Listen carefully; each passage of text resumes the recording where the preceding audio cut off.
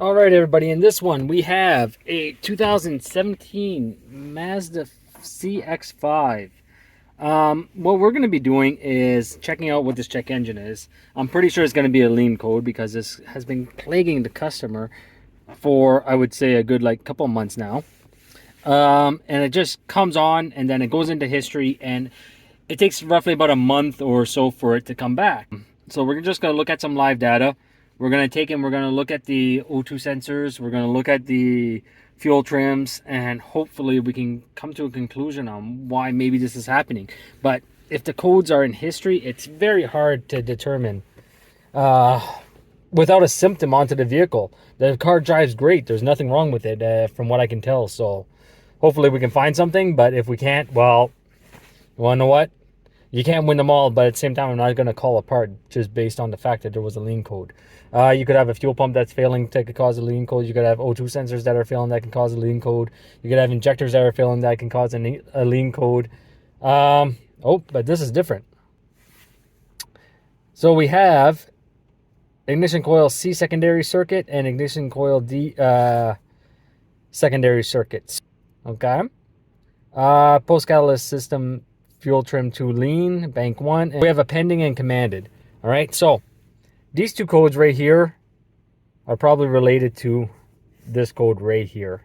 All right, so what we can do is drive this car. Let's see what the freeze frame is for this. So the car was hot. Long-term fuel trim 8.9, short-term 0. There's not very much difference.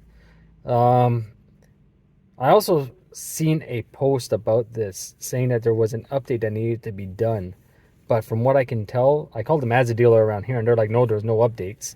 But I don't know, because apparently this number is skewed. So basically the check engine should only come on for a lean or rich code when the threshold reaches roughly about plus 15 or minus 15% onto your fuel trims. Now, the way that Mazda had this done is that they had it set at a lower value, which isn't very good, because what ends up happening is that we have a check engine that comes on with no drivability issues, and the vehicle, it doesn't really have an issue. It's just that their threshold was set way too low.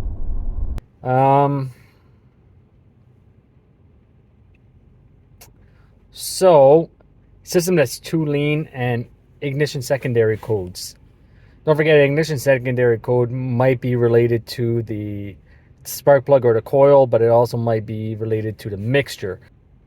All right, let's bring up some live data from there, and we'll see what we can find, because that's not helping us. It's helping us, but not really. All right, we're gonna leave the codes there. I'm not erasing them again because they are in history. So hopefully driving this car for a little bit will make the codes pop up.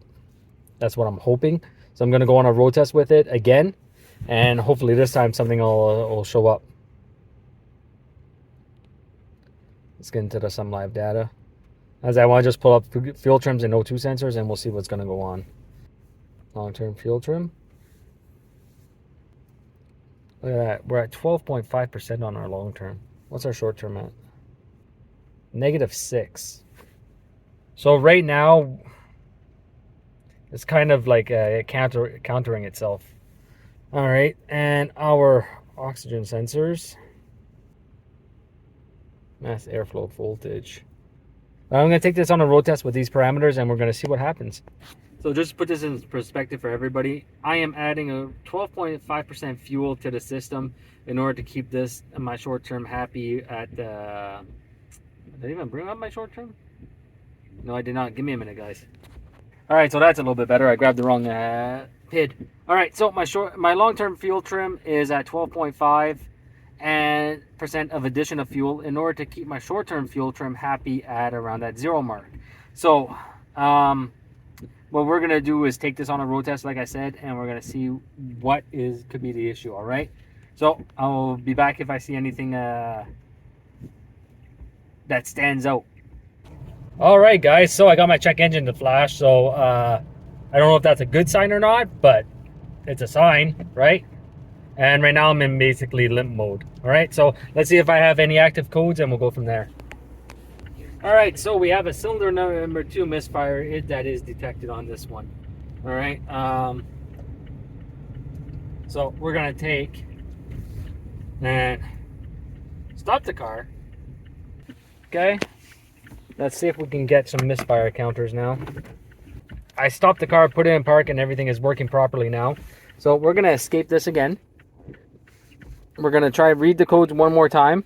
All right, so check engine has stopped flashing. It's still the same DTCs in the system. So we have commanded, and we're probably having secondary circuit issues. But what we're gonna do is take and show you guys what I did to get this code to work, to come on. I'm just gonna wait till this car passes by. So in order to get this issue to show up, the only thing I had to do was just take and basically full throttle the gas pedal, and when I did that, the vehicle still went into limp mode right away and the check engine lights started to flash. I'm just gonna take and put it in park. Let's see what happens. Still nothing, it's still misfiring. All right, so I'm gonna advance now. I'm gonna bring this back to the shop, and since I can recreate an issue, I don't know if it's the issue, but it is an issue. So I'm gonna bring it back to the shop and I'll deal with this tomorrow, because a misfire, cylinder number 2, I believe that this is GDI, so it could be a multitude of things. All right, so I'm gonna deal with this tomorrow.